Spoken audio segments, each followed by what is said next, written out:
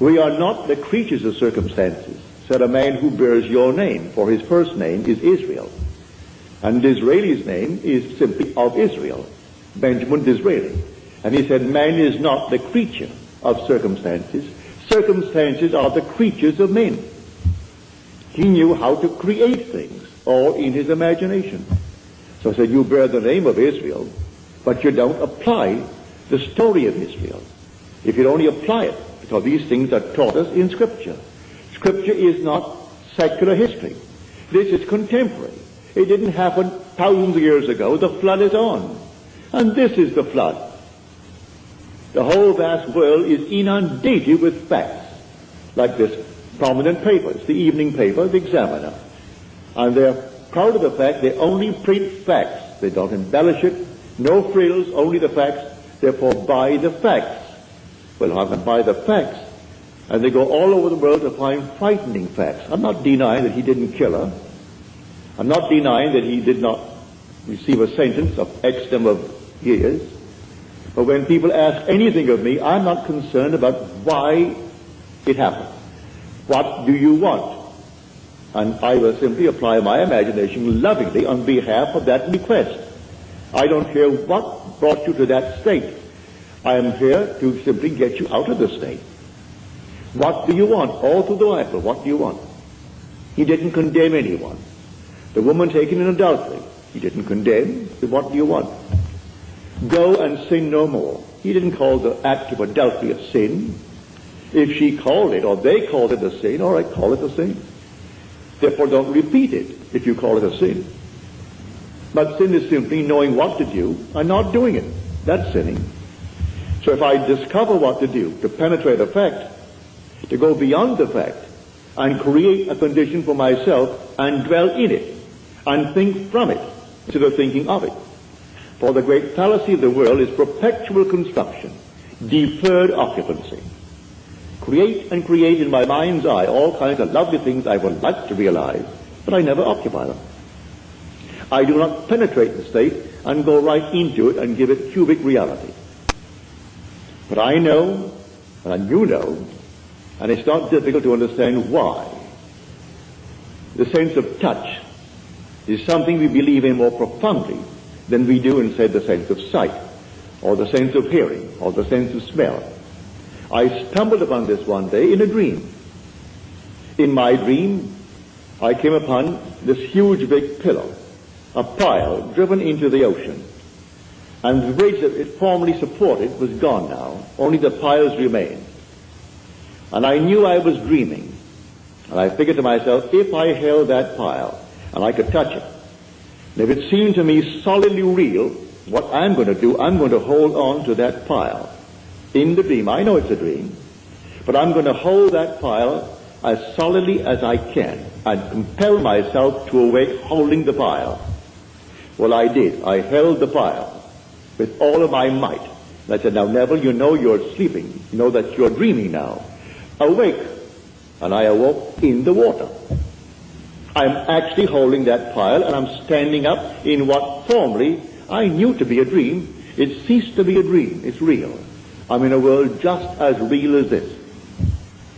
Here I am holding this enormous pile, and it's in the East Indies, not the West Indies where I was born. It was in the East Indies, a very primitive area. And then some animal came down to the beach, a strange-looking creature. And at that moment, I was panicky. And that moment of a shaking emotion, and I woke on my bed in New York City. But I discovered that secret of feeling. So he said, come close, come near, that I may feel you, my son. He heard the voice. He said, your voice is the voice of Jacob. Come near, let me see really if you are Esau. And he did it by feeling. And so, lying on my bed one night, right here in Beverly Hills, many years ago, it must have been 14 or 15 years ago, I suddenly became aware that I am seeing what I shouldn't see. I am looking into the most marvelous interior of a plush hotel. It seemed that way to me. And so consciousness followed vision, and I found myself in the room. But I knew I was on the bed, so I came back to the bed.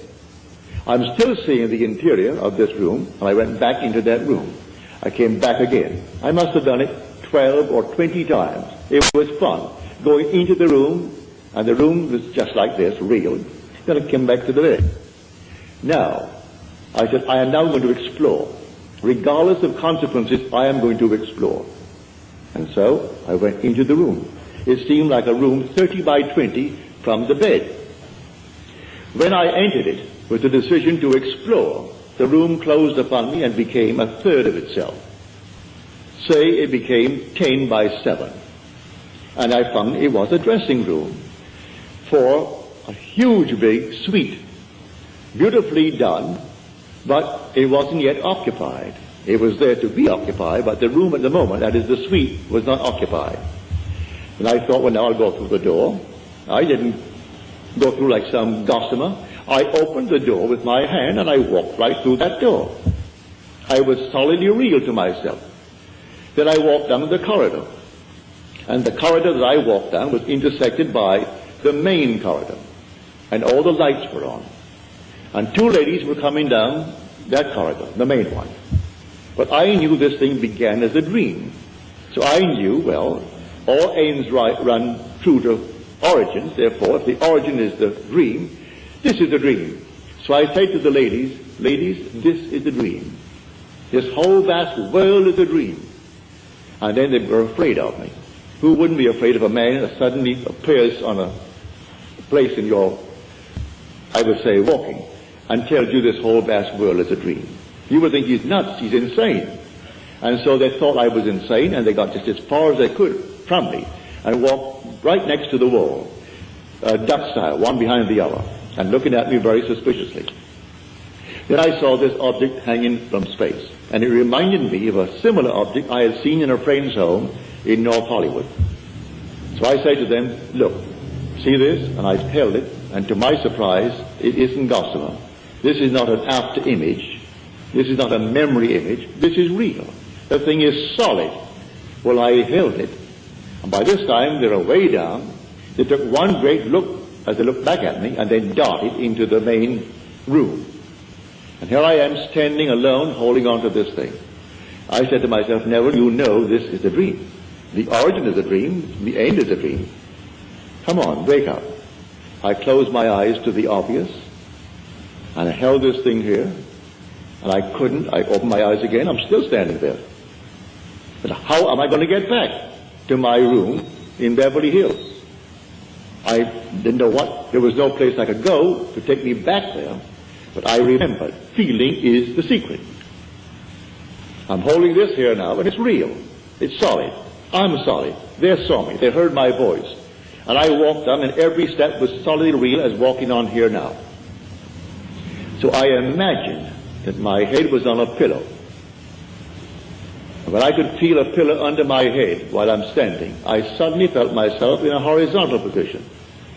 And my head is on a pillow. And then, all of a sudden, I could feel that pillow. But I was cataleptic. I couldn't open my eyes. I couldn't move a hand. Couldn't move a finger. And here I am, a living being in a dead body. So I said to myself, well, they'll find the body tomorrow morning, and they've got to cut it up because I'm insured for a little bit. And to prove that nobody took my life, they have to cut it up to find out why he died. Always have to ask that question. And they'll give it a name. If they can't find it, they're going to give it a name anyway. So here I am, couldn't open my eyes, couldn't move my hand. In about 15, 20 seconds, which seemed much longer than that, my little finger, I could move it. And then I could move my hand a bit. Still couldn't open my eyes. And we were sleeping in a double bed. So I pushed my hand out, my left hand, and I could feel the warmth of my wife's body. Pardon me. At that I knew I was back on my bed. In another 15 or 20 seconds, I could, with great effort, open the lids of my eyes, and here came all the familiar objects on the walls, on the bureau, and everything returned to consciousness. Now, I stepped into a world just as real as this. I am telling you, there are worlds within worlds within worlds, and they're all here right now. Just like turning on a radio and you turn it ever so slightly, and you have a new wavelength and a new station coming in, bringing something entirely different, and they're not interfering with each other. And these worlds are all here now, and they're people, just as we are peopling this world, and they're just as real as this world. It's terrestrial. And you don't walk for it. I was on the bed. I seemed to walk into it. I would say, 10 feet away? But the same area permeated the bed, and the bed did not obstruct it. And that world into which I stepped did not obstruct the house that I lived in Beverly Hills. It's all here, the whole vast world.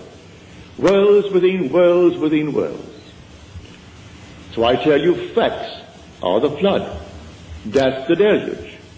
There was no other kind of flood.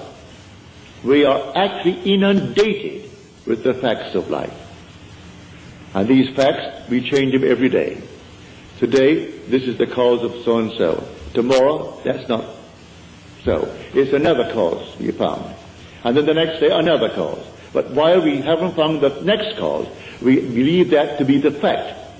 And we worship the facts. So I tell you, all things are in the human imagination.